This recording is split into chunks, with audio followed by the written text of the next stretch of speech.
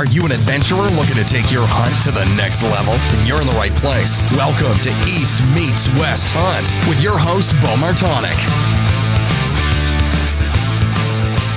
Hey everyone, welcome back to another episode of the East Meets West Hunt podcast presented by onX. On today's episode, I am joined by Jason Red of Timber Ninja Outdoors to talk about backpack hunting, whitetails, turkeys, and everything in between.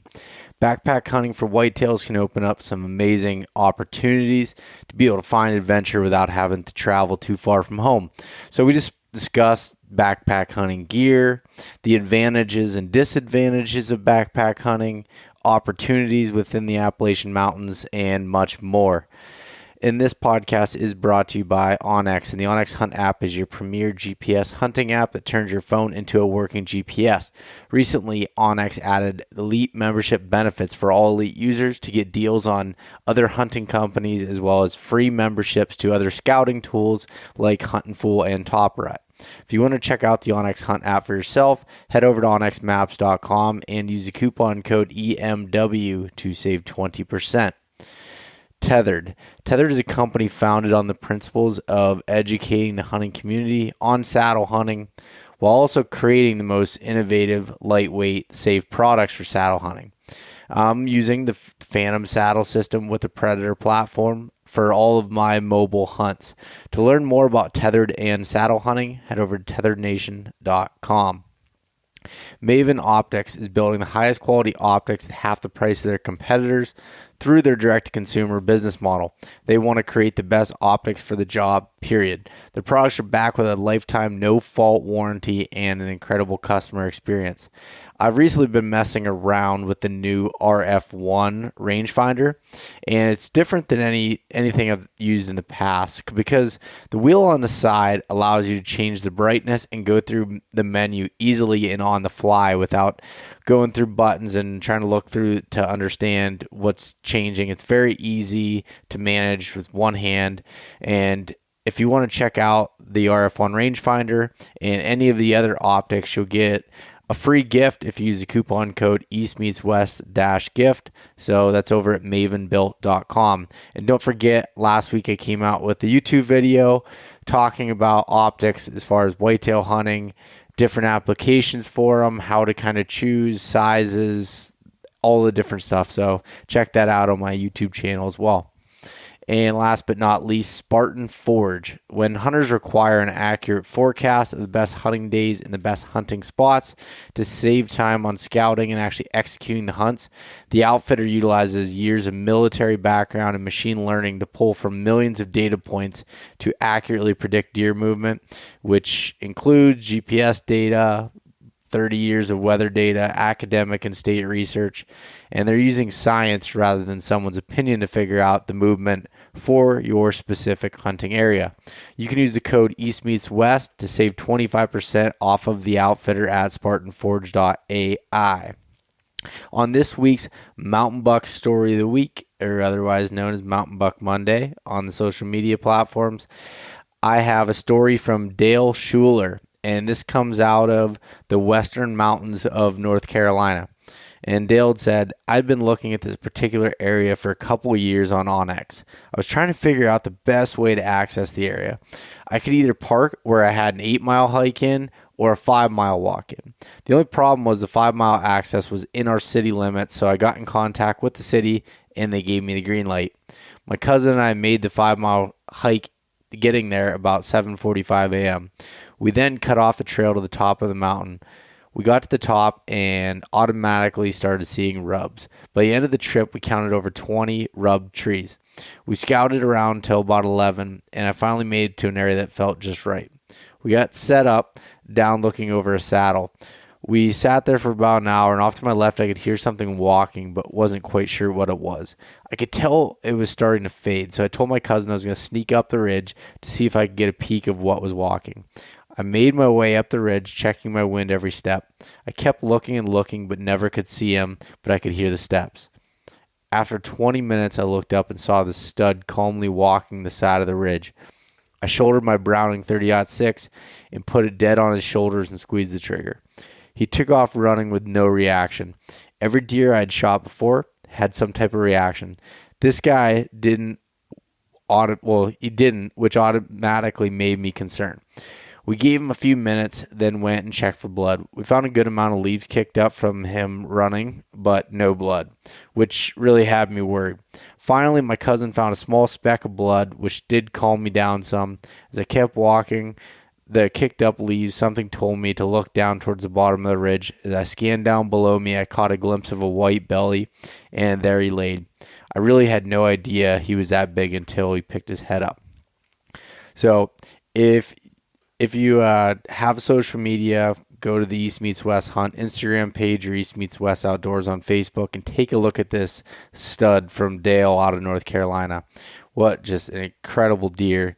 Big, heavy antlered, and man, he put in the work going in 5 miles to be able to get this deer. And if you ever been in the mountains down there west from North Carolina, they are rugged and they're big. So pretty impressive, and it just so happens that this week's guest is also from North Carolina and has a lot of experience in these types of areas, so it just made sense. So check that out and send in your story if you were interested in being featured on Mountain Buck Monday. Just send me an email at beau@eastmeetswesthunt.com or send me a message on social media. All right, so this past weekend, got out turkey hunting again. Well, actually, last week I got out a couple days before work, but that's literally if I don't shoot them as soon as they hit the ground, I got to get going and go to work. So I did, after the first day of not hearing anything, not seeing any sign, the 2 days before work, I heard birds, saw birds, and actually a guy shot one in front of me. I think he missed. He shot 3 times. So, but anyways, that, it was good. It was making me feel good about the weekend. And Saturday, I was heading out to a spot and ended up changing my mind partially way through the drive, which is something I do quite often, and went to a place I hadn't been to since the turkey season before, and I kind of wanted to scout it for deer too. So I was like, I'm gonna go check out the spot, and right away I heard 2 birds on the roost, but it was really foggy and tough to really tell where it was coming from. But I figured it was closer than it sounded. So I kind of just sat there for a little bit, and they were down below me, and waited, gobbled a few more times, and then they hit the ground and shut up. So I was like, all right, well, they must have hens with them. And so I just kept working the ridge, calling every once in a while, coming out, peeking over the sides, and got out and just sitting there drinking some coffee and listening, and I heard them gobble again, which I believe it's one of the same birds, and because it was just around the ridge about 3/4 of a mile. And so I hurried up, grabbed my stuff, and started working my way down. And as I started getting closer, I could hear some hens, and so I was like, all right, well, I'm not going to pull him off of them most likely. So I got to figure out a plan, and I could hear they were kind of working away from me across the valley and heading up to the other point. So I waited a little bit until I got them to gobble one time, and that's all I needed was kind of locate, and I could kind of assume the direction they were heading. So I went down, basically sprinted down over the hill, went up an opposite point on the back side of it, ran around the top, and then came all the way around trying to get to a point where I could cut them off, and just sat up and waited. And I waited probably an hour and 30 minutes before, and I didn't hear anything before I heard some hens. Well, I heard one hen, and I heard her making some clucks and some noises, and I just would cut her off. And she got so mad, came sprinting in about 5 yards in front of me, just yakking her head off, just calling back and forth, looking for me, but no gobbler behind her. And I just couldn't figure it out. So after she worked her way off, I still waited another 30 minutes, and at that point it was getting like 11 o'clock in the morning. So I started working my way out the point to where she came from and where I thought those gobblers were. And nevertheless, there was a whole bunch of fresh scratching. So there's definitely more birds there. And but nothing, So I was just kind of slowly going along, finding deer sign. It was actually in a really old clear cut, like a 25, 30-year-old clear cut, and found some good buck beds, and my mind was going to deer instead of turkeys, and just basically was gonna head back to the truck because he had to stop at noon, and all of a sudden on this, so I bumped some deer that were bedded around this point, and they ran off over, and then all of a sudden I heard this noise, and I look over, and that gobbler was literally, I don't know, it almost looked like he was bedded down in some really thick brush. Maybe he heard me coming. I don't know. It was just kind of weird. And he flew across the valley and over to the other side, and that's kind of how that all ended up. But it was a fun day chasing turkeys. Those are the days I love, just always kind of knowing you're in the game and just playing it, and just didn't work out in my favor. I don't have any more time to hunt on the weekends, doing a bunch of traveling here, but I will try to hunt before work a few days this week if I can, and see what happens. A couple years ago I killed mine before work, so it's not out of the question, but got some other priorities to take care of, and yeah, that's about it for turkey hunting. In other news, upcoming events, so possibly here in 2 weeks, 2 weekends here, like May 21st, 22nd, there'll be a tethered teach and train event down in Charleston, West Virginia. Going to be down there with the Untamed guys. There is a small chance that I won't be able to go to that for my day job work reasons. Might be mandated to work that weekend, but as of right now, I'm going. I'll update you next week on that. But no matter what, they're having it. Should be an awesome event. So some of the guys from Tethered will be there. The Untamed teaching all about saddle hunting, having a good time. And then after that, Total Archery Challenge in Pennsylvania, which is the first weekend in June. And then I'm going to go to Boyne, Michigan. So the one in Pennsylvania, I won't have my own booth this year. I've decided to work at the Tethered booth. So I'll be there Friday, Saturday, Sunday. Friday evening, Saturday, Sunday. And then I'm going to Boyne, Michigan with the Prime Archery guys, G5, and hanging out there for the weekend. So some things going on. If you're in any of those areas and stop by and say hello, that'd be awesome. And then just lastly, the Mountain Buck Scouting video series, a new episode is dropping next week. So the first of the 5 new episodes will be dropping next week on Wednesday. So be looking out for that. And other than that, I think we're ready to jump into this podcast with a past guest, been on here a couple times now, and a good friend, Jason Red. Jason, how you been? Doing well, man. How about yourself?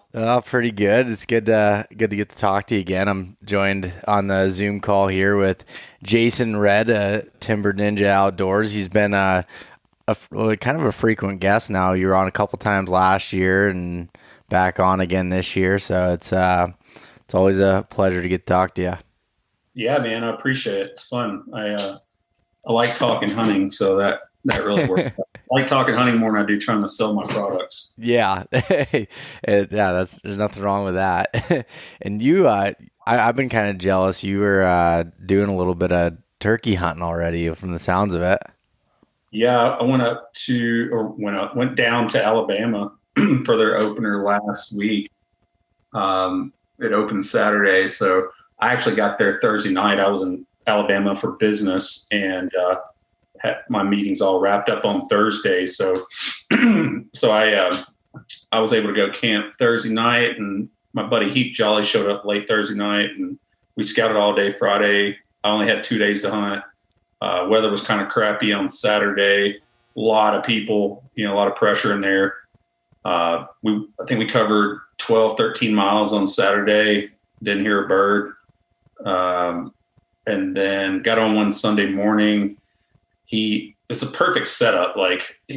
There was a private pasture bordering national forest with a creek running up from it up into a holler. And I was like, it's just a perfect place for a turkey to roost up on those ridges. And we got in there that morning and just blind, and sure enough, he struck, and we looked at each other, and I was like, "That's a dead turkey," because common sense would say the turkey's going to follow that crick right down to the field, right? Mm-hmm. Well, he had different plans. He had a hen with him, and so that didn't really work out for us, and just really weren't that communicative. And turkeys weren't hitting the fields while we were there.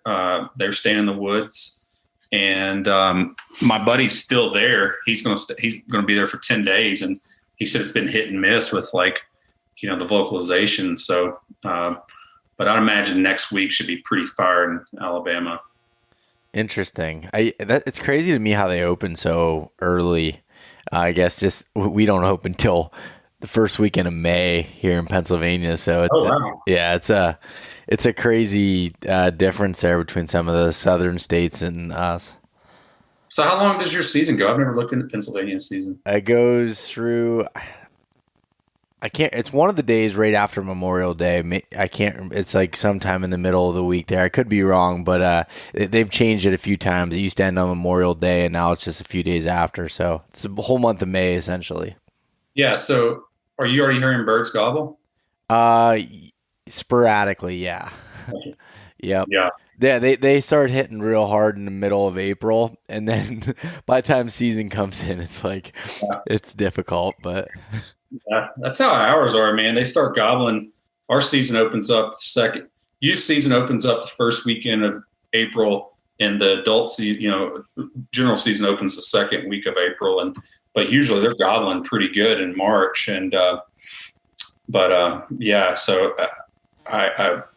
we end mid to late May, I think, something like that. Okay. But I think I'm going to go. I think I'm going to head up to Iowa and turkey hunt this year at the end of May. Use it as a scouting trip too? Yeah, exactly. Are you hunting there this year? Is that, if I remember? Yeah, right?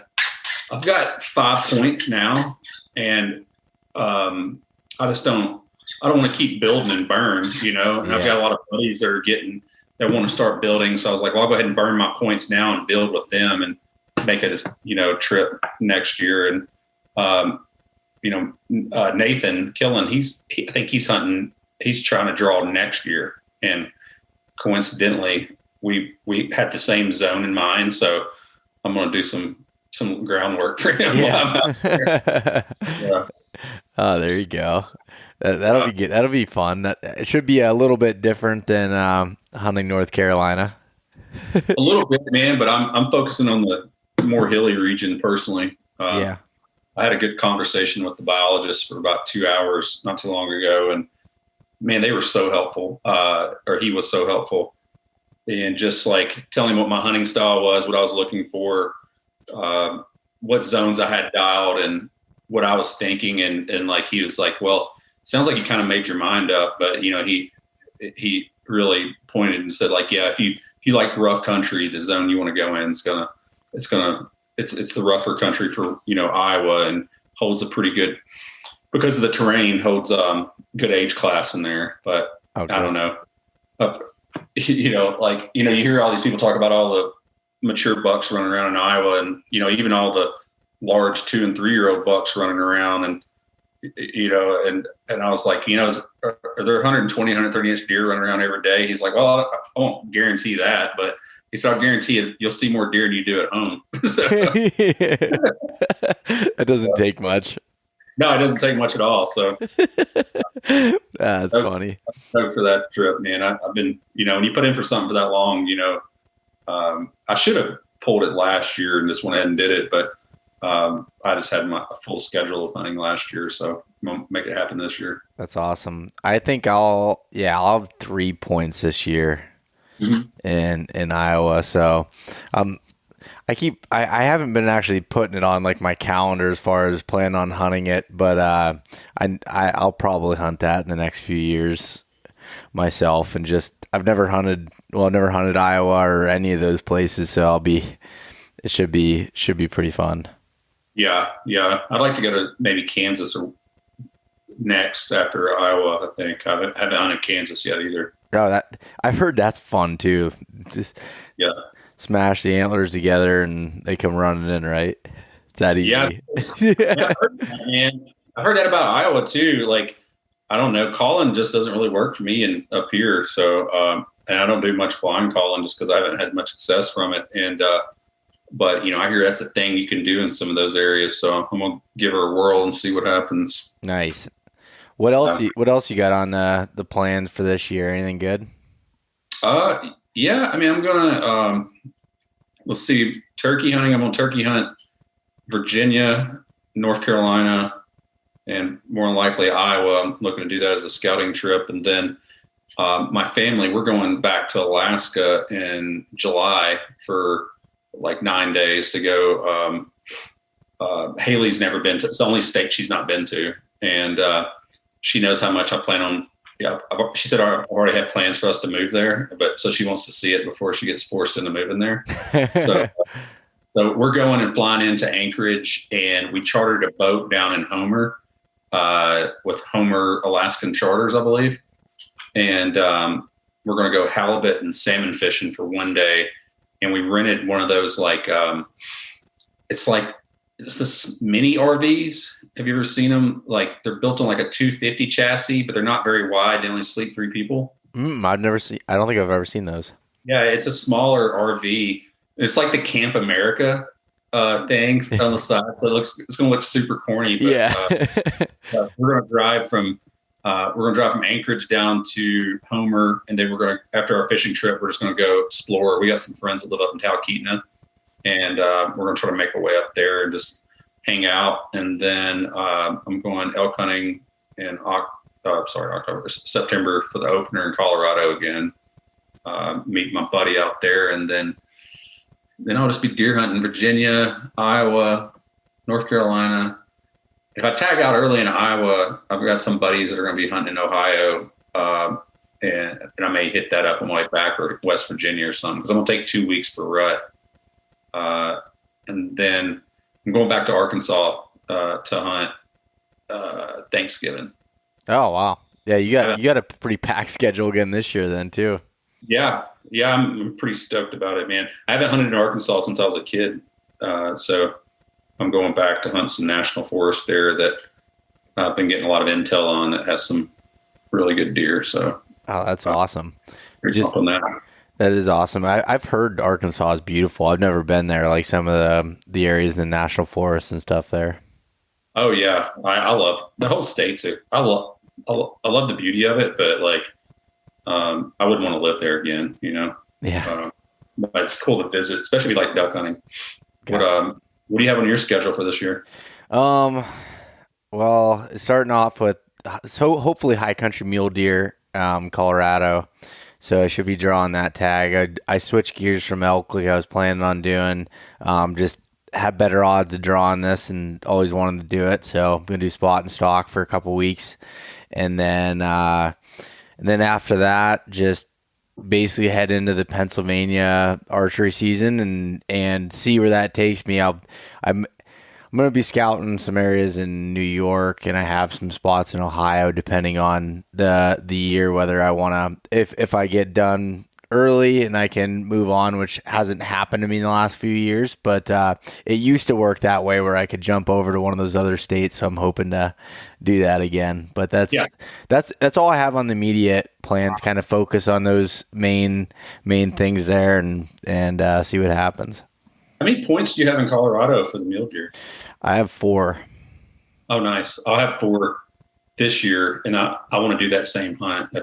My buddy lives out there. He's been living out there since he got out of the Army, and he's got a lot of good areas. And he said I need about 4 points to draw some of the alpine stuff. I really want to do that hunt. Yeah, I've been really looking forward to that. And my 2 buddies that I'm going with, they've done it before, and just they're like, man, it's like nothing else. They say elk hunting's fun, but when you can just sit up there in glass and see them, and you're always kind of watching deer and trying to make a play, he's like, it's just a whole nother world. So yeah, getting that high country, man. I haven't hunted that high, but I've been up rock climbing and trail running up. I've done a few of the 14ers, and it's just a different world at that height, man. Like, It's a game changer. Like, physically, to go from, 11 to 14,000 feet is a huge step up. I don't know if that's about how high you're going to be getting. If you're getting to a tree line, you got to be somewhere around 12 to 13. Probably. Mostly into 12 to 13 range is probably where we'll be. And I've hunted elk in Colorado at 12. 12 was the highest. Like that was where we crested over the ridge, and then down and from 10.5 to 12. And that was tough on breathing. And that's so much different from 85, so like to go another, it's going to be interesting. So yeah, that 14, man, I've done two 14ers, and it felt like I was walking on the moon, like getting my legs to move when I got that high, like just it's rough. But you get acclimated, you'll be good to go.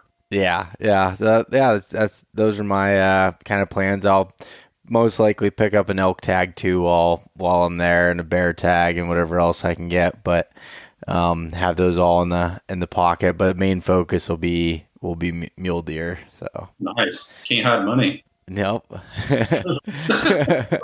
So, we'll see how it goes, but I'm really looking forward to that one. I wish the season dates were the way they used to be in the end of August, but now the season doesn't open till the beginning of September. So you're kind of rushing there before velvet, and where they start moving a little bit. Huh. Interesting.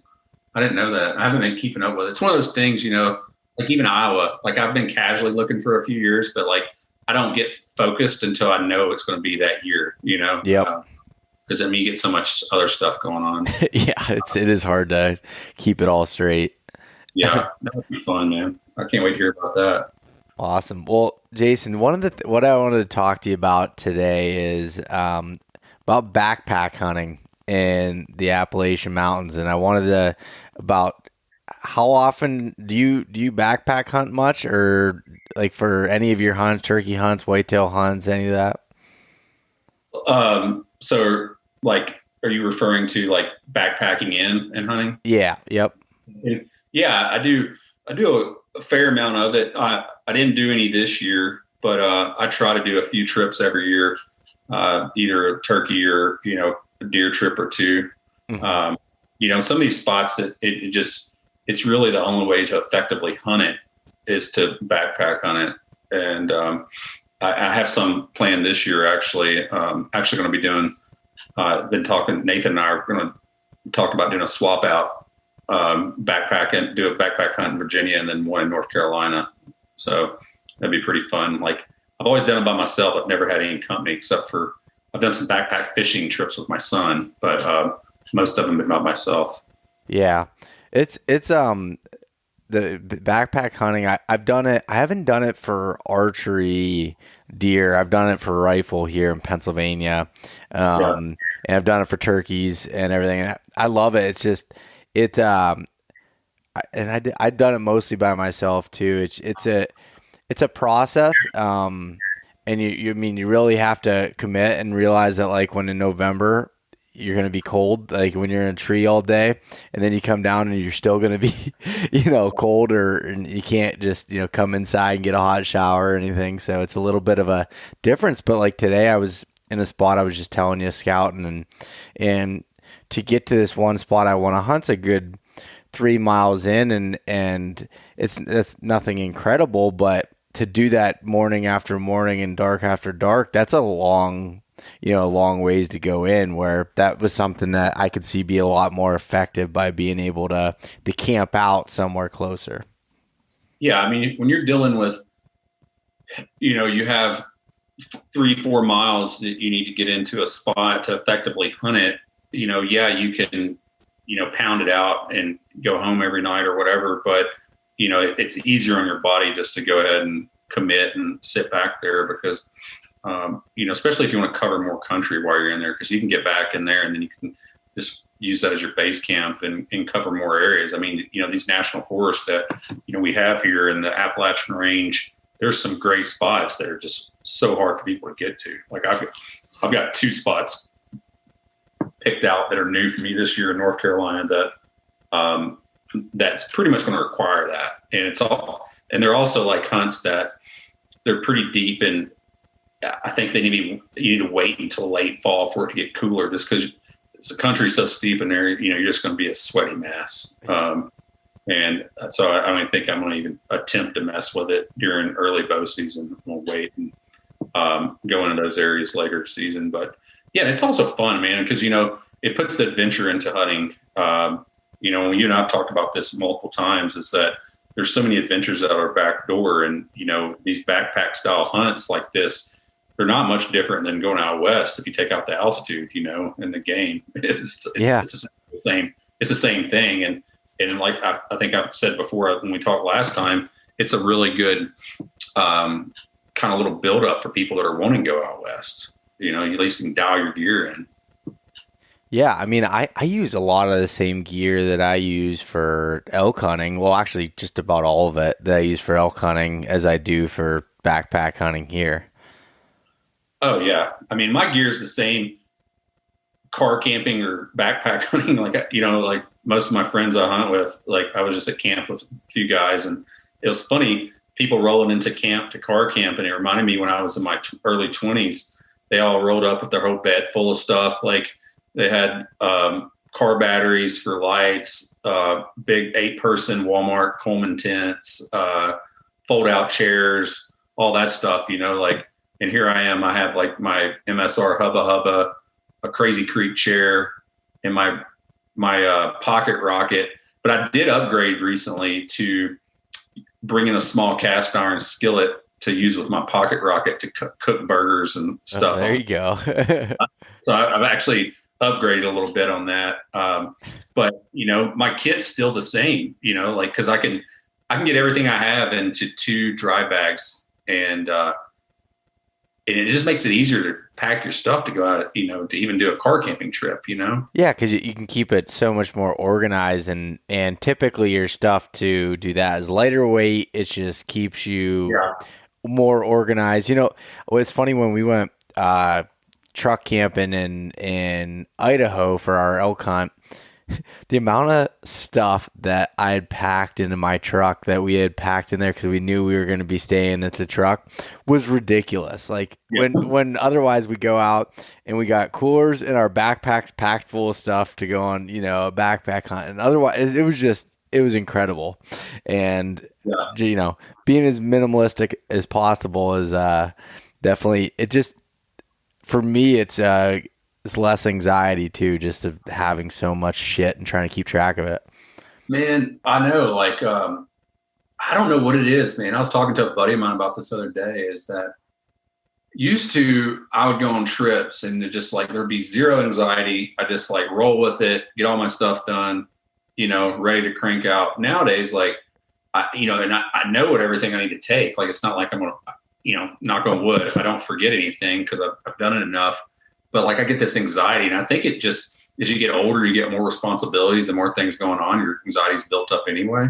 And so this next layer of thing you're trying to get out of town, it just adds to it. But yeah, I don't know. But once you get out there, you're able to let loose. So that's the positive of the whole endeavor. Yeah. Are you typically so when you do that style hunt, say for deer, are you packing in your sticks in a stand or anything? Or are you planning on ground hunting for the most part? I mean, well, depends on where I'm going. If I'm doing it at home, I have a few different things I do. I mean, if it's a gun hunt, I typically only carry 1 stick and a platform and a saddle is what I've been switched up to. Before, I used to leave a lot of stuff hidden in the woods, and just pick it up as I get back in there. And then I've also, I have a bunch of ropes hung in different areas too, where I just jug the rope and just bring a stand with me. But which now that would be just as effective with just, the rope and a saddle, or, saddle platform, if that's what you choose to do. But I don't know. I mean, I don't hunt very high anyway, so I'm as minimalist as possible. And if I'm gun hunting, more than likely I'm gonna stay on the ground. But if I want to get up in a laurel thicket or something, I'll use a stick or so to get up, just so I can get just above the laurel, be able to see. Yep. I did that a lot this year, especially with my gun, using the saddle and a saddle platform and one stick and just getting above the laurel. Yeah, I mean, I had never, when I'd done it, because I didn't do any backpack hunts last year, but when I had done it before, I never wanted to pack in my stuff. But now with having, using your sticks and then the saddle and stuff, it's so light. I'm like, hey, I can carry in a few sticks and stuff with it and not be, it's not, a couple sticks weigh less than my tripod does, that I'm carrying in. So it's not as big of a deal anymore to be able to bring some of that stuff in. But usually on rifle hunts, I don't bring much of anything as far as just hunting off the ground. Yeah. I love hunting off the ground, to be honest with you. And I find myself doing more of it. Like the buck I killed last year, I was trying so hard to kill him off the ground with my longbow. And, I should be saying I used 17 sticks to get up a tree. Yeah, since you sell elevated hunting gear. Yeah, exactly. But, I just find myself just, because I just want to make it happen. Like I tried to kill a bear this year. I didn't get real serious about it, but it gets to be so much more personal when you're on the ground with something, especially if it's a mature buck or, a bear or something like that. Like and then you add in the equipment if it's like traditional bow and stuff like that. To me, it's about as fair chase as it can get, on the East Coast, if you can pull that off. But yeah. And you're able to move around and cover some country too, because these bucks, they you got to be very mobile in some of these situations, Mm-hmm. Yeah, that's true. It is not. I enjoyed that part in rifle season. For the most part, in bow season, I hunt a little bit off the ground, but mostly I'm up in the tree. But I like being able to mix it up and have the ability to do it. When you're on the ground, you do feel more free. The one thing that I realized with myself is it's harder for me to stay in one spot maybe when I should when you're on the ground, It's easier just to move your legs and go than it is to take down your setup. I'm going to move right over here. Yeah, no, I 100% agree. But I'll tell you one thing I started doing a lot is I was using my saddle platform as a seat hunting off the ground. Huh. This would position it like at butt level. Yeah. And sit on it instead of being all the way on the ground because, with a bow, I want to be on my knees or sitting, elevated so I can draw my bow pretty easy. So I was actually using it as a seat this year a lot when I was trying to get that deer off the ground. But that's a good idea. I like that. I was using my saddle just off the ground, I would just tie it to the tree just so I had like a kind of a sling there to be able to sit in, especially if I was going to be there for a while, because how tough it can be just like standing next to a tree or whatever. So I tried that, but my thing was like, well, what if I need to make a move? That's where my problem came. I was like, well, what if I just need to turn my whole body and it just makes it more difficult? Yeah, that's where the only issue comes in. Because somebody was telling me, said that they're telling me they did that, and I went to do it one morning, and I hooked up, and I was like, well, geez, if that sucker does this, like I need to move, like I want to be able to take off, and do react if I need to. So, but the saddle platform works out pretty well, especially like something smaller, like the tethered one, like the little small Predator. That one works really well. Okay. Awesome. What are you using for a pack? Like what kind of pack are you using now for when you're going in on these backpack hunts? If it's going to be like overnight, I want something that's, at least 3,500. I've used every pack pretty much there is. And last year I was using a Kafaru, and I switched back to EXO this year. And the main reason is like I was using that Kafaru, the striker, and but then when I go do bigger hunts where I need more space, I was having to swap the bag out, and I'm just lazy, man. And it was a pain in the butt having to switch out my bags, and I want to buy 2 frames. And so I went back to my EXO. This year I have the new K3. Yep. And I got the 4800, and their bags are just. I love my K2. Like, it has the pockets on the side where I can slide a tripod into, or a hiking stick, and I just leave my hiking stick in there all year. It's got enough compartments like that. You can keep most stuff separated. I don't like a bunch of compartments because, like, I'm not that organized. I just put stuff in dry sacks. Yep. And another feature I really like I always loved about their packs was they have a roll top. And a roll top, to me, like, I love a roll top bag. I like to stuff it down and just roll it up. So I went, and then if you're not using it, those things shrink down their profile pretty tight too. So it's not very bulky. So that's what I went to this year. The 4800, like a 3500, I could get by like in elk season for 7 nights with all my food and everything. But that was pushing it. So that 4800, I could get by, probably 7-8 nights, even in the mid to late season hunt, Yeah. So I think it's a good size, but I've packed it up. I've had it for about 2 months now. And, they made some changes on their packs too. They went to a titanium frame and did a couple little enhancements that a little bit of an upgrade as far as features based on the K2 model that I had. Okay. They're good packs. What do you use? I use a bunch of them, but like, I've done the same thing as you. I've went through a whole bunch of different ones, and I started off with a Kuiu pack that Me too. I did not like at all. Yeah. It was honestly terrible, but I've heard they've been changed since. It was the Ultra 6000, so it was super lightweight, and then I went to a Kafaru, which I liked that. I used the Reckoning bag, which is bigger. I like the center zip, and for whitetails, I'd either run it without the lid and just have some pockets on the top, or I'd run the lid and leave the main pack down at the bottom of the tree and just take the lid up with my essentials in it. So I didn't have to carry all that up there when I would be doing it. And then I've recently been using the Sitka Mountain Hauler 4000, which I just love the way that pack's laid out. It's not built for whitetails, so it's a little bit noisy, which they all kind of are. But I mean,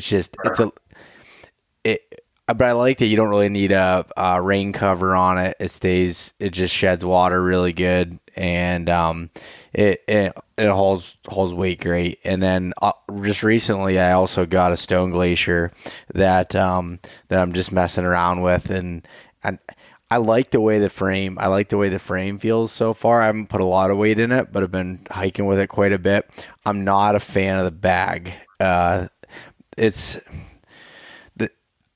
I don't know. It's the one that I got. So it's the Evo 4056. So it's very, very minimalist. There's no pockets. It doesn't come with the lid. Doesn't come with anything. So it's just basically a bag. And that's just a little bit too minimalist for me. It's super lightweight and it does its job. I mean, it feels like a tough pack and frame and everything, but it's just, I would change out the bag if I was going to use it more. I still love the layout of my Sitka pack a lot better.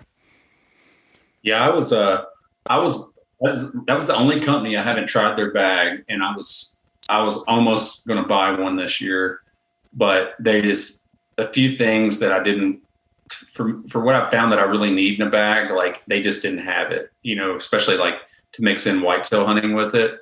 If I was a sheep guide, or something like that, like I would totally probably use their 5900, I think it used to be the Sky Archer. I forget what they call it now. Yeah. They have a whole bunch of different names. Yeah. But I've heard that frame is pretty bomber though. And it's like called the X Curve, right? Yeah. That's the one I have it's the Crux Evo. So doesn't have the curve. It's straight. So it's lighter. But I've heard the curve one's pretty good. And this straight one. So how I ended up, winning this pack actually. So I didn't even buy it. And it's been working out. I mean, I've just been messing around with it. I was actually going to sell it as soon as I got it. because I was like, I didn't have a need for it. But then I started looking at it some more, and I'm like, I can't not try it. For me, it was like one of the only companies that I haven't, messed with, and I've heard so many good things about them. And so far, I mean, it's a very, very comfortable frame and suspension system. So yeah. I mean, all these packs are so close to each other, man. They're like boots. They're like any hunting equipment. It's all personal preference, like I get a lot of messages asking about, because people know that I switch packs, or I have switched packs over the years, and like, how does it carry, weight? And I'm like, well, once you get, 50 to 60 pounds, like they all kind of carry the same. And then once you get to like 80 to 100, they all suck. Like nothing pack sucks. It's just the weight sucks. So nothing's going to feel like a magic carpet ride when you put that type of weight on, Yeah, that's so true too. But yeah, I mean, it's all personal preference. Yeah. So, and it's funny because I've used, like I said, most of those packs, and 3 out of the 4, I've liked a lot. Like I wouldn't hesitate picking up any of them and using it and being, just fine. The Kifaru, the Sitka, or the Stone Glacier for the most part. But, what about a shelter? So like down, say in North Carolina or Virginia or wherever you're doing these hunts, I mean, what type of shelter are you using when you're backpacking in? You say the Hubba Bubba? Is that what it's called? The MSR? Yeah. Hubba Hubba. Yeah. I just bought that tent last year when I was in Alaska. I had previously used. I had 2 different Big Agnes, the UL Fly Creek, I believe it was UL1. I had a UL1 and a UL2. And those things, I had those for years. Like I used them on rock climbing trips and everything. I really like a dome style tent like that. They're easy to put up. They're going to buck the wind, they're bug proof essentially, like I've used like tarps too. And that's fine. Don't get me wrong, but like, I'm not maybe a master at pitching these things. And like, if it gets real with weather, man, I want to make sure my shit's dry. So like, I can do that with a dome style 3-season tent. But I'll tell you the one thing that I really have enjoyed about about this Hubba Hubba is it's a dual vestibule, dual side entry. So that's pretty clutch, because like you got tons of room with those dual vestibules to put your gear out there. That's one thing that people don't think about with these minimalist tents is like, if you get all your crap wet and you put it inside your tent and let's say it's really cold and you get your bag wet, man, or you get your stuff in there wet, like it can, screw your day. You could either have to leave or, if you're in a real, backcountry experience, maybe in Alaska or somewhere, it could be life or death, Yep. So having those dual vestibules is really nice. Another thing I upgraded to this year, I turned 40 last year, and I've tried to be as lightweight as possible on stuff and cut corners. And I mean, I used to not even use a sleeping pad for years. Like I used my Crazy Creek chair. You know what a Crazy Creek chair is? No, I heard you mentioned it earlier too, and I wasn't sure what you're talking about. It's if you look it up, people use it's a dual fold, just padded chair that has it has a nylon strap that runs down from the sides, and you can adjust it, but you can fold it out flat. And I used that and just put my body on that short section for years. That's funny. But then I upgraded to like a Z pad or whatever it is, the foldable thermarest. And then I started getting into like the lightweight, blow up mattresses. And, the problem with some of the super lightweight ones is they're loud as shit. Mm-hmm. I don't know. And their R value tends to be a little low. And, and what I've noticed is, over the years is if you do any type of backcountry trip, it can be a little bit more, if you add a few more pounds to your kit, it can be a little rough getting in and out, right? But if you're not sleeping worth a crap, it's going to screw you worse in the long term. You know, so I actually upgraded this year. I bought a Thermarest Neo Air. It's was it X Therm? Yeah, the X Therm. Mm-hmm. I bought that thing. I've used it like 8 times already. That thing is a Cadillac. So well in that. And then another thing I upgraded to this year was I changed my bag out. I'd had a Big Agnes Lone Ranger or Lost Ranger. I don't know if you've ever seen that bag, but it's not insulated on the back because it has a slit for you to slide. Oh, yeah. Yep. There again, saving weight, but like, you know, it when you slid the pad in there, I'm a side sleeper. I have to roll a lot. And man, I felt like I was, you know, in a straitjacket when I was using that thing, man. I just didn't get really good night's sleep because I couldn't roll. So I just upgraded to a waterproof down marmot bag, 10 degree, and it's windproof too. So, you know, having that windproof will actually enhance, you know, the level of insulation too, you know, because that wind can cut you. I mean, even in a tent, you know, a 3-season tent, it's not that big of a wind shelter. Oh yeah, no, definitely. I looked at those sleeping bags, the Big Agnes that you put the pad in, but I just end up having I have my down bag as a Big Agnes Boot Jack 25. Oh, yeah. I like that bag a lot, and I actually got, I believe it's a Marmot.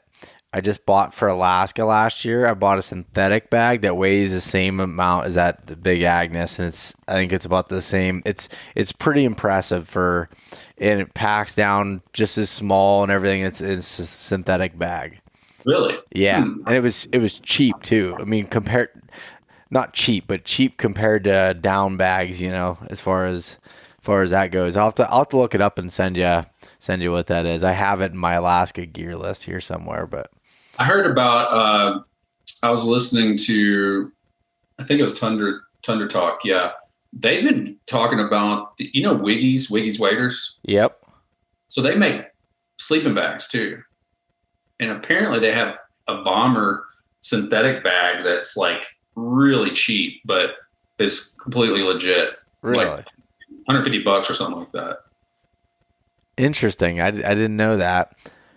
I didn't either until I heard it on that podcast. You know what's funny about Wiggies? So did you have a pair in Alaska? Yeah, I still use them a little bit. So I was like, why would I get these Wiggies when I can get this other brand that's only $20 and looks like the exact same thing? Well, I got them and I took them up there. I never used them in Alaska. I came home and used them, and first river I crossed leaked, filled my whole boot up right out of the box. Literally opened it up, put them on. They were terrible. I was like, well, I should have used the Wiggies. Like, what's that? Were yours like rubber? Yeah, but yeah, basically about as thin as a garbage bag. Dude, I have a funny story about that. My buddy, I used to do a lot of duck hunting, and I took a guy duck hunting, and he'd never been before. He showed up with a pair of those things with some boots over them, just some knee boots over them, you know, because they're kind of like a sock, you know. Yep. And we were out there, and it was cold as all get out, man. And we were sitting there, and he's like, "Man, I am freezing to death." And I was like, "Well, man, it's just cold, you know. We're standing in water, you know, up to our thighs. It's just really cold." Well, I just kept telling him, you know, I was like, "Man, you're being a sissy. Just, you know, tough it out." You know, and we killed ducks and we limited it out. And we go to walk out, and he gets out, and he had cuts right there where the seams busted right at his ankles. And so he didn't realize he'd gotten wet. He thought he was just cold. And he had his feet wet, man. Like, I was like, I kind of felt bad, but it was hilarious. But yeah, those are crap, man. That's crazy that you bought those. Those Wiggies are pretty good, man. I used them a lot in Alaska because we had to cross the same river to snake through the region we were in, and like, you know, just putting on stalks and stuff. Like, I had to use those things a lot, and they saved some time, man, because my buddy just brought hip boots, and by the time, you know, sitting there waiting on him to take his boots off, put his hip boots on, and switch out and all that stuff, it was a time killer for sure. Yeah, Yeah, that's for sure. I like the idea of the over boot basically like that, and I could see me using them here quite a bit too. Because before I'd always like when I'd have some crossings, I would carry in hip boots and do the same thing. I'd have to take off my boots, put the ones on, go across, and then I just leave them by the bank until I came back out. But by having those where you can just throw over the top, it saves so much time. Oh yeah, no man, it's definitely is.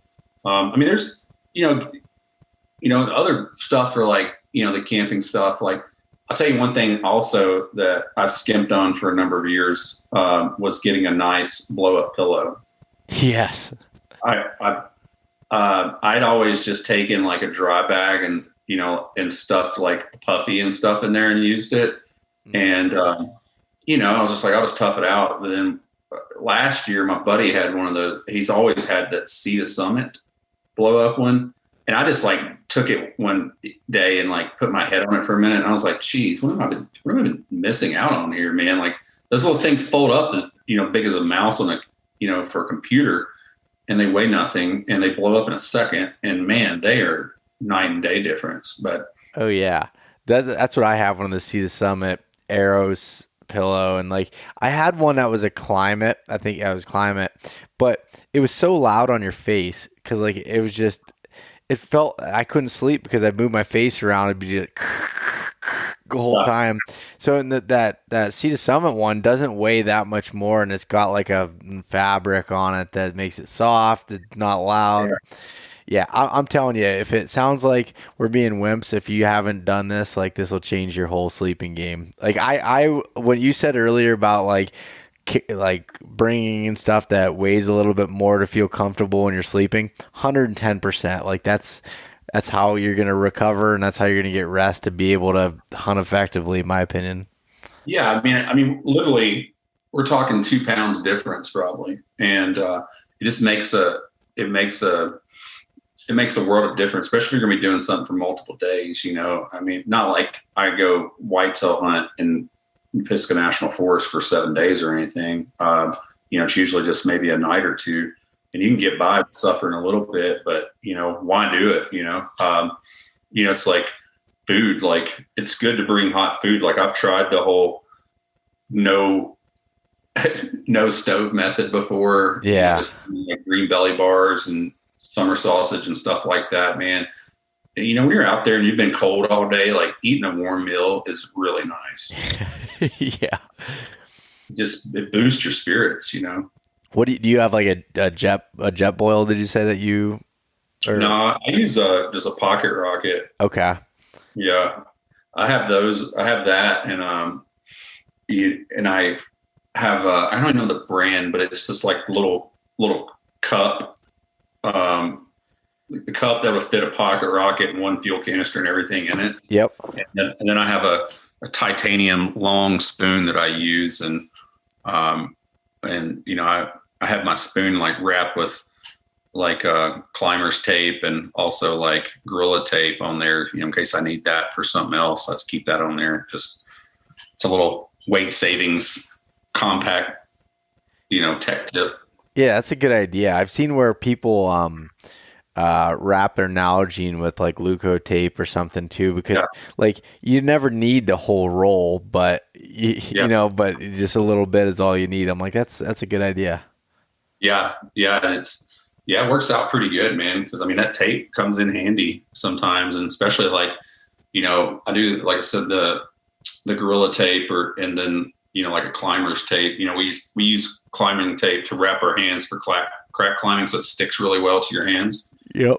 Stuff works wonders, if you get a blister or cut or something like that. I bring, keep the food to a minimum. I mainly dehydrate a lot of my own stuff, which I found, well, A, you save money, and B, I think it tastes better, and I don't get any sodium issues like I have with other food. And I always like to bring hydration mix, like some type of electrolyte replenishment, because, especially if you're going to pack something out, it's good to have those electrolytes and stuff. Yeah, I always keep it's funny, like my kill kit. So I'll have in there a little packet of the Mountain Ops Yeti, which is like almost like their pre-workout like energy boost, and then electrolytes. So I have both of that there to keep going as I'm doing it. But the only problem is I'm realizing I probably shouldn't use the caffeine in that mixture because you're already moving pretty good with the weight on your back. You really don't need that portion, but the electrolytes are really, I think, really helpful. Oh, for sure. Yeah. You tell the difference, especially if you're doing like a longer hunt. If you're not using electrolytes, man, it's super important. Especially, like I just learned that from, doing endurance sports. Like you crash if you don't have those suckers, man. And it's hard to get it from anything else. Yeah. Yeah. What's that? No, I was just gonna say, what about, I just mentioned about like, what I call it the kill kit. Do you have something like that with like game bags or anything for packing out a deer? Yeah, I have the Caribou bags, Caribou gear. Yep. Is it brand? Yeah. Yep. I bought those. I used to just buy like the big full animal carcass bag, and I would cut it into pieces when I was needing it. Like I'd tie a knot in the end after I cut it and then stuff meat and tie that. But those things like don't do a real good job, like especially in early season, like dealing with flies or like yellow jackets and stuff, as much as like these reusable ones are really nice. So I just bought about 4 years ago, I bought that Caribou gear or whatever. They're the boned out elk bags. And man, I can get elk out with that. We packed, caribou out with it. I packed 2 deers out with one of those kits, a buddy of mine both killed and packed both of those out. I use that. And then, I have a Taito knife. Okay. Yeah. I didn't like the surgical blade knives for a little bit because I think I was not taking my time and I was breaking blades. But once I really started finessing, man, I can run through some stuff with that thing. Interesting. I kind of went back, but mine was more of the same thing. Like, well, one, I was cutting myself because I wasn't being careful, and then breaking blades. I had a Havalon, so then I just have like a fixed blade iron will that I carry a sharpener with me, and it works for my broadheads too. So it's kind of, the sharpener weighs half an ounce, so it's pretty nice carbide little sharpener, and I've been using that for all my skin and cutting, but you really can't beat the sharpness of those surgical blades. No, you got to be careful, man. Like I've heard people having some nasty incidents. I do carry a fixed blade as well too. I have a Ellie that I've had that thing for like 8 years. Both of them work fine, and I don't have any problem breaking joints with the surgical blade knife. Like you just have to take your time with it. I always carry a pair of disposable gloves too. Not so much that I'm worried about getting my hands bloody, but it also adds a little bit of protection from, cutting yourself as well. Yep. Yeah. And even exposing any of your cuts or anything to just, I don't know, like as you're, cutting up in there and you're inside and getting, it's just, I always carry that in there too. If I remember. There's times I forget to replenish the bag, like I'll use it and then I'll forget to put a new set in there. Oh yeah, no, I've done that. Other things I carry, I always carry 2 headlamps. And then I carry, always, like if I'm bow hunting, I carry a little bag that has a sharpener, an extra string, cause I shoot stick bow, and some string wax and a couple of knots, and I'm good to go.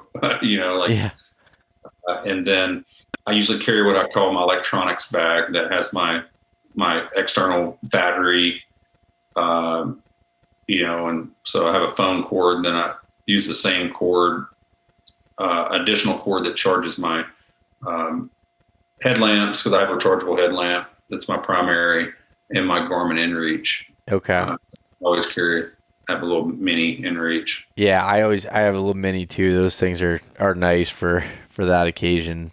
Oh yeah. What rechargeable headlamp do you have? I have a Petzl Tika. Okay.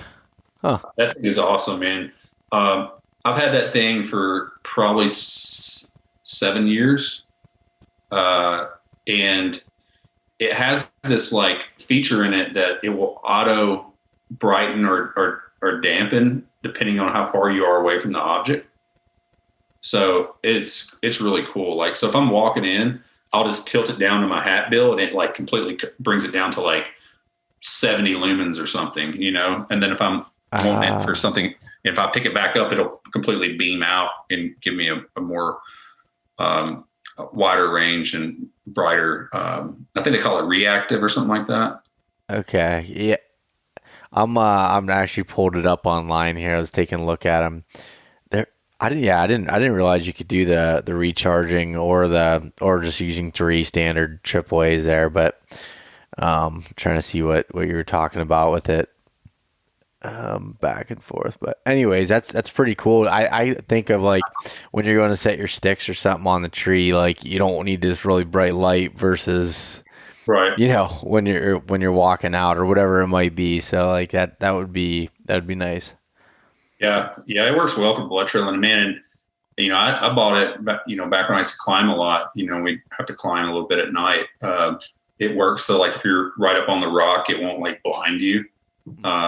You're hiking out, it brightens up, man. But I mean, I can get a week out of that thing, deer hunting without it going down. It's been super reliable, and it's cracked and still working proper. So I'm thinking about buying a new one this year.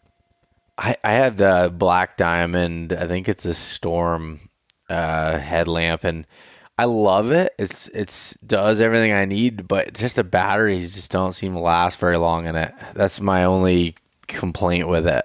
I have that as a backup. That's my backup light. Okay. Yeah, I have. Yeah, I have 2 of them actually, and I have one as a backup. But I don't know. I wish that's why I'm interested in that Petzl there. I'm gonna take a look at that. Yeah, they make great stuff, man. And like clothing, like I've gotten to where, if it's a colder hunt, I pretty much just have puffies and base layers, puffies, and like a midweight hoodie. And because I don't worry that much about the sound of the puffy stuff, man. Like I just make sure I'm being real smooth when I move. Yep. But man, just the wind resistance they have, the thermal capabilities, and the packability, like I'll take that over something that's a lot quieter. But like the stuff that's quiet doesn't pack. Yeah, it's a trade off there. There's no real way of making a packable puffy that's that quiet. You know what I mean? No, I mean I do have one that I bought. It's a heavier puffy like that I like to carry if I know it's gonna get real cold. It's a Patagonia, but it's called a Silent Down, and it is pretty quiet. Really? And water resistant. But primarily I just use I like that I have the First Light Brooks Down sweater thing, whatever I think it's the name of it. It's a midweight puffy, and that thing it works really well, especially if you like use like a midweight hoodie or something under it. Like you're pretty good to go, like into the high 20s, or at least I am. Yeah. Well, yeah, I'm the same way when I'm doing like a backpack style hunt or something where space is really at a premium. I'm not going with my typical whitetail stuff, which you use that stuff all the time, right? You don't.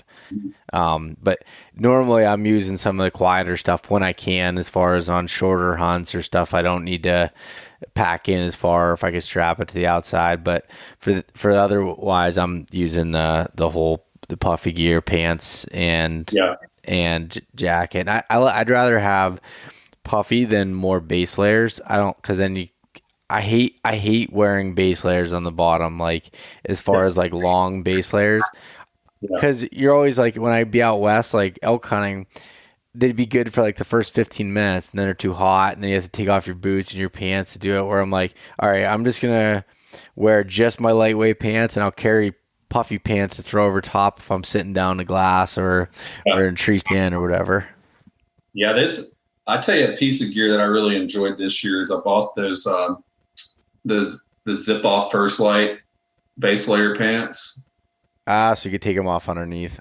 Oh man, yeah, I didn't realize how awesome that was. Like, I hate taking my boots off and stuff. That's why I like full leg zippers on all my pants, or my outer pants. But man, having the ability to unzip those bottom base layers is pretty clutch. In my opinion, that's a good advancement. And I was concerned that they would rub on your legs and stuff, but you don't feel them at all.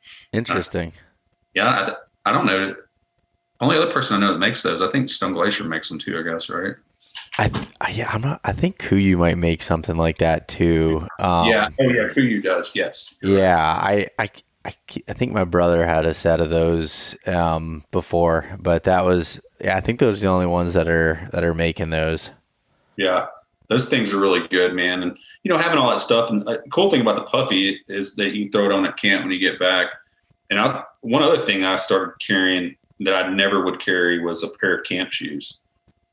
I just have some Walmart knockoff Crocs that were like $7.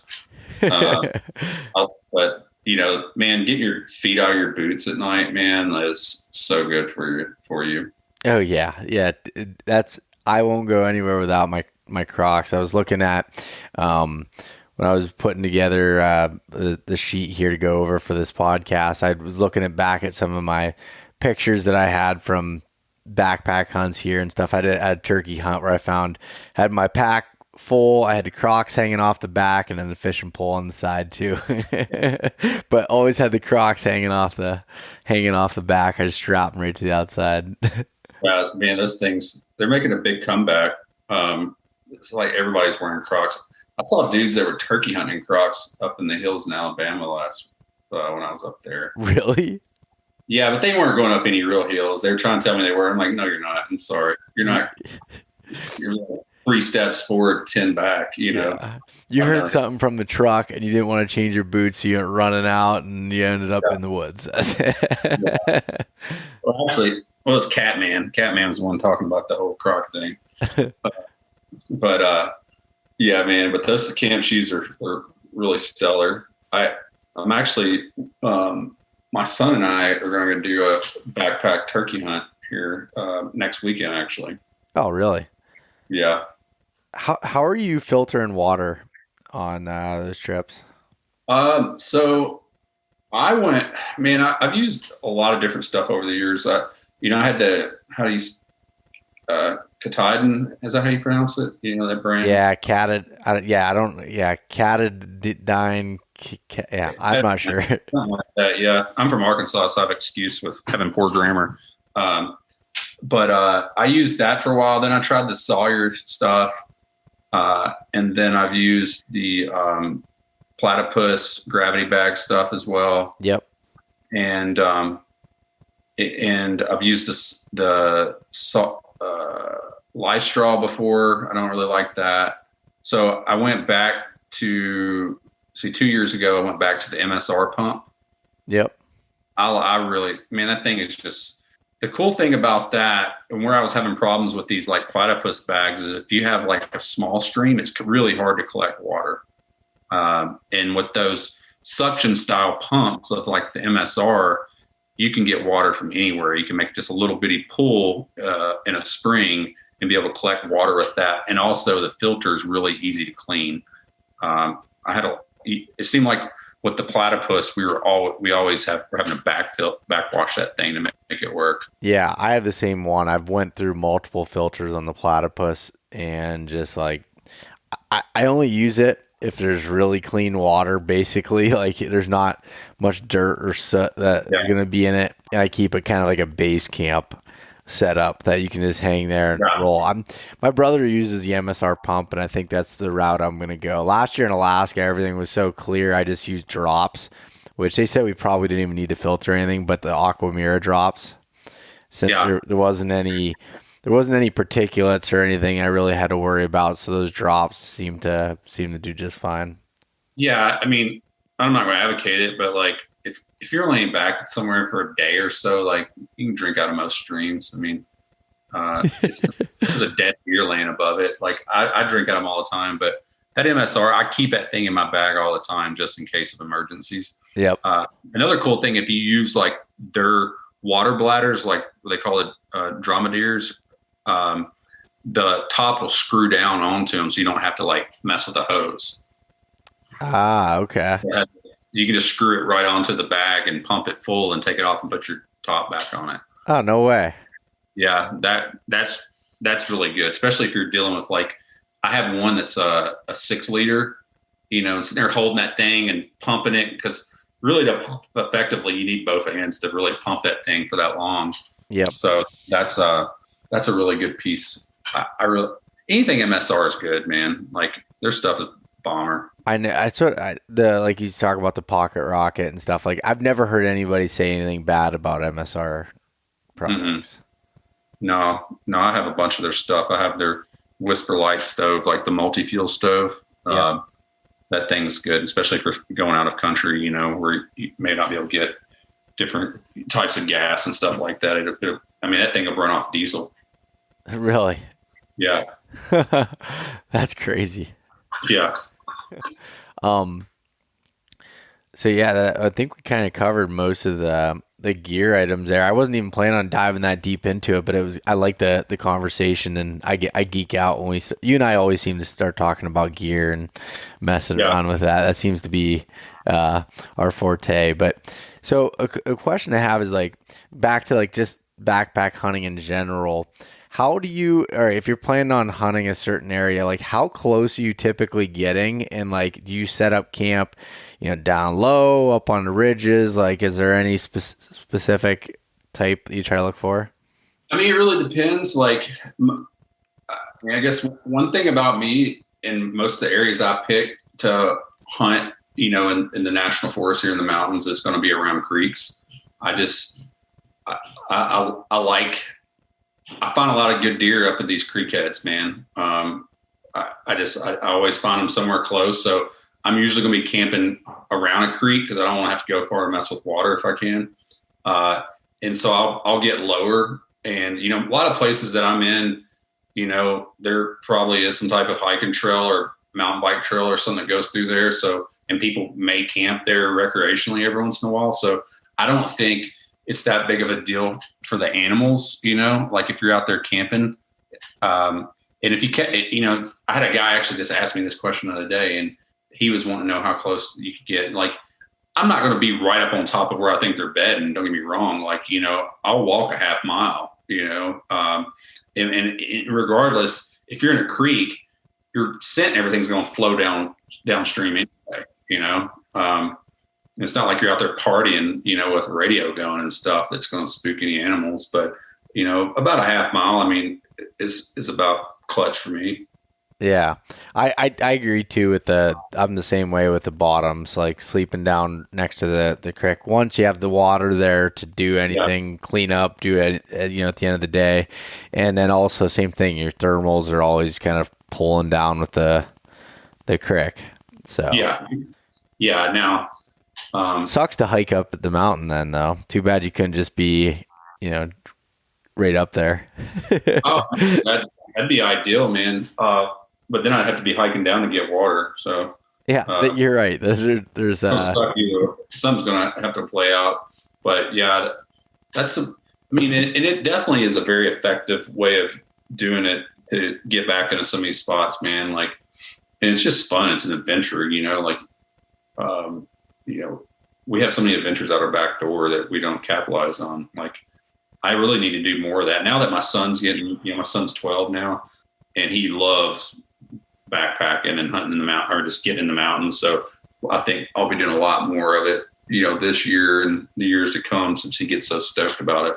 Oh, that's awesome that he's that into it too, and kind of gets you doing some more of it. And it like you said, it just there's so many opportunities throughout the entire Appalachian range, the whole way up through. Like, I was a guest on a podcast recently. They said, what type of hunts do you want to do, going forward? I said, I want to hunt more out east. Like I want to hunt the Adirondacks. I want to hunt down in Virginia. I want to hunt North Carolina. I want to hunt Tennessee. I want to hunt New Hampshire. I want to go through all these different places, and there's so much to be able to do.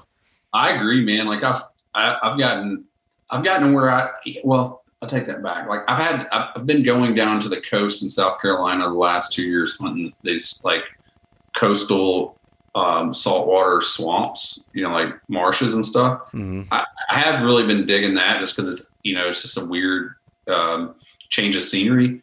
But besides that, like I don't really want to hunt anywhere else but the mountains, man. And I've been fortunate. Like I've hunted all the southern, I've hunted all the way up to Virginia in the Appalachian range. I haven't been in the PA yet, which I plan on doing that. But I've been getting really stoked. I think I messaged you about, I got down a rabbit hole watching like, what's it? Hal Schaefer. Is that right? Or Hal Blood. Hal Blood. Jeez, dude. I went down a rabbit hole watching those like big woods hunts up there, man, in the tracking. Like I'm definitely doing that. If not this year, next year. Well, it won't be this year. It'll be next year or year after, I guess. Yeah. Too much to play, but it's just so, and I've been all up in Maine and, New Hampshire and Vermont, like climbing and running and stuff. And that country is so awesome. Like I definitely want to spend some time up there. I've never even been up there yet, and it's really not that far away from me, so I have no excuse why I haven't, but I just need to make the time, and whether it's for hunting or just going up there, I want to check it out. Oh, dude, it's amazing. Like I've never, like I said, I haven't hunted it yet, but been out in that country a good bit, and it's big country, especially up around New Hampshire, man. Up in like the White Mountains and the Green Mountains are up there too. That's in Vermont. The White Mountains are in New Hampshire. That's where Mount Washington is, which has the highest recorded, wind speed of I think anywhere in the United States. That's incredible. Yeah, it's like right in your back door. Yeah, you should be doing that. Yeah. But I mean, we have like here, like we have big, huge chunks of wilderness here in North Carolina, man, that, people get lost in all the time. And you just I pretty much could have a lifetime of exploring around here if that's all I wanted to do. For the rest of my life anyway. It's so true. I mean, that's where I've had trouble recently going to other places for whitetails, like checking it out, because I've been just exploring more Pennsylvania. Like I'm always in like today I was in somewhere new, like just keep finding different places and trying to check it out. And I feel some of it looks different and just different parts of the state. And I don't know, it's fun. I'm glad there's that many opportunities, throughout. And oh yeah. Yeah. I mean, you guys have are building a pretty decent deer density up there. I mean, I've done a good job. It's slim pickings around here, but there's great deer, man. And when they're there, just get you all stoked. And yeah, but I'm gonna spend a lot more time this year in Southwest Virginia as well. There's some good big country there that I'm pretty pumped to explore. Awesome. Well, that's cool. I'm looking forward to hearing how you and your son's turkey hunt goes there next week. Yeah, man. He's pumped. I just bought him a new gun this year. We went and shot it today, and it's nasty, man. Like I may carry that little gun some myself. That's a Stoeger bottomland camo youth model 20 gauge. It's like I think it's the 3050 or something like that. But that little thing is light. Like my gun's pretty light. I have an Ithaca 20 gauge turkey slayer, and it's like 6.5 pounds, but his is light. But I put a Jeb's choke on it, and I mean, I don't know about where you live, dude, but I can't hardly find any shotgun shells. I haven't looked recently, but I know just about any ammo is hard to find right now. I'm not like, I hold a lot of pride for shooting long beard XRs. And I've only got like 4, and I look everywhere to try to find them today. And the only people I can find that has shells at all is like Apex. And so like, I've given so many people trash about shooting TSS that I may end up having to shoot TSS. So, but I know they perform well. Don't get me wrong, but I don't want to pay $8-9 a shell when I'm killing birds with long beard XRs that are like what $15 for for 20. Yeah, that's what I'm using the Longbeard XRs. I used Heavy Shot for a while, and then the prices kept jumping up on those, and I just started using Longbeard XRs. I'm like, this works. Yeah, it's like the Bush Light of the shotgun shells, Yeah, it gets the job done, Exactly. Yeah, and you can have some pride, That's funny. But yeah, that gun performs very well, man. So yeah, I'm debating where I'm going to take him. I'm either going to take him here in North Carolina, or I've got some spots in Virginia I may carry him, because their youth season's open the same weekend. Yep. So we'll figure that out before. I'm going to watch the weather, and either way, where we're going, I don't think we'll run into anybody in either state we go to. So it'll be a fun trip, and hope he gets on a bird. Yeah, that would be pretty awesome.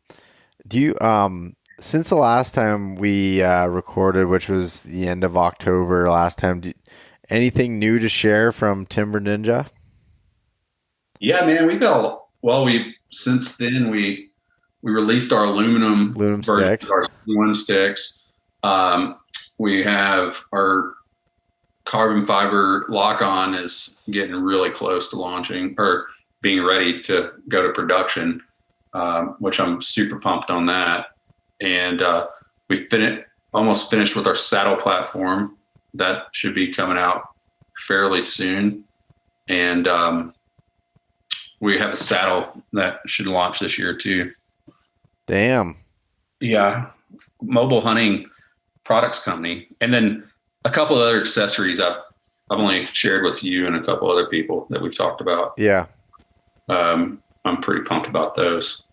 Awesome. That's awesome to hear and see you growing and doing all that. And I think it's pretty impressive. So it's been fun. We've really, been fortunate to work with some really good people, and we have some really good customers, man. It's been really fun. I'm a horrible salesman for my company. I need to hire somebody that's like a fast car salesman type personality, Yeah. Over promote. But I don't know. I like it that way. Yeah. They seem to sell for themselves and get the buzz talking pretty easily. So yeah, they do. All right. So where can people find, some of your, I guess your products and anything else with you out there? On Instagram at Timber Ninja Outdoors, Facebook Timber Ninja Outdoors, YouTube same, and then our website's timberninjaoutdoors.com. And we're about to be dropping some new videos actually on YouTube. We're going to do one on a pack dump of what new gear I added this year that I'll be using for mountain whitetail hunting. So I'm about to drop that here, get it recorded next week, and Jordan get it edited pretty quick. So we'll be adding more stuff like that, some how-to stuff. I have fun doing that. Awesome. I'm looking forward to checking that out. And are you going to do any more of the what's it called series, the ones where you do the vehicle? Yeah, I have some that haven't been edited actually. Public land cribs. Public land cribs. That's it. Yeah. Yeah, I have two of them that haven't been edited yet. But I plan on doing some more because I bought a new truck this past year and I still haven't put a rig on there yet. I think have you seen those smart caps? Yeah, I've been looking at them quite a bit. They're sweet. I'm gonna do a smart cap and then end up buying I still can't decide which rooftop tent I want to get because I bought a Tundra and the bed's just too short for me to lay down in. Yep. And I didn't want to buy a long wheelbase one with the crew cab, but I've really been digging. I like that tent you have, and also I really like that Alicab, the metal one, wedge style. I really like that. Yeah. But there's so many options out there now, and so many cool. Yeah, I can go down a rabbit hole and I start looking at that kind of gear as well. Yeah, I was looking at getting one of those, like a slide-in style. Like, there's so many companies doing that now, like four-wheel campers and all those type people. Yep.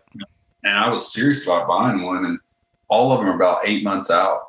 Everybody I talk to is about 8 months. Really? Yeah. So Smart Cap ships in like 2 weeks, and you put it together yourself. That's awesome. Those things are sweet, man. I think they're only like $4,000. Yeah, which it really isn't much more than a regular cap. I mean, I think my ARE when I bought it was $2,800 or something like that, and those smart caps are awesome. You see the kitchen kit that goes into the side? Yeah. I mean, that's kind of, I'm like, will I ever actually use that thing? But I was like, man, it's so cool. Like, I have to add that because it's only like, I think $600 to add it or something. Yeah. That's cool. Well, anyways, Jason, thanks for coming on and talk to me again. And I really appreciate it. Yeah, man, it's a pleasure. Anytime, man. It's always fun to talk. Sorry we didn't get to catch up when I was in PA. That was a bummer. I know. We were supposed to do this in person, and oh well, next time. Yeah. I'll be up there again soon. Thanks so much for listening to this episode of East Meets West Hunt with your host, Beau Martonik. For more great content and to stay up to date, visit eastmeetswesthunt.com, Facebook at East Meets West Outdoors, and Instagram at East Meets West Hunt. If you enjoyed today's episode, please review and subscribe, and we'll catch you next time.